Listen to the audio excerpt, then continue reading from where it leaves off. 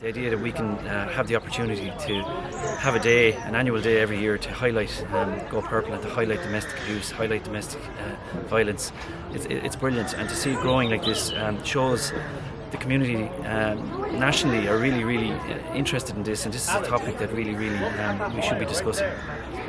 Speaking about domestic violence, domestic abuse is by no means easy. What we try to do is we try to encourage, we try to make it easier. I suppose we had Operation Free Shift during the lockdown, and that's continuing.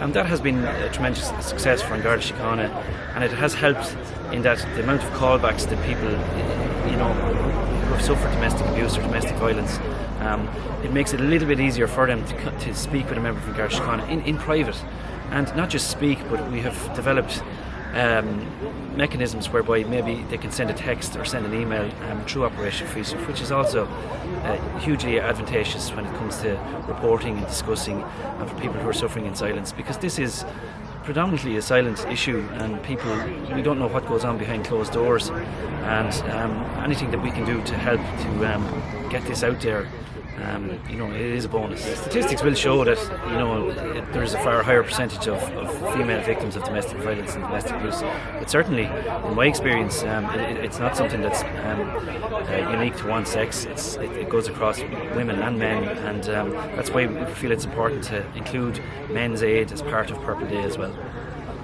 You can contact us by many means. I'm not going to give out emails or phone numbers or anything like that, but the Garda confidential line, if you go onto the Garda website, there's a confidential email process.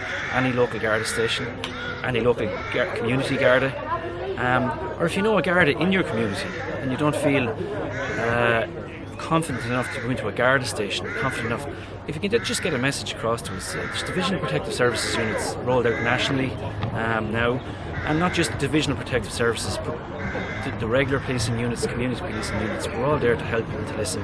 So we really encourage anybody who is suffering in silence to come forward and try and get the message to us. We will get back to you.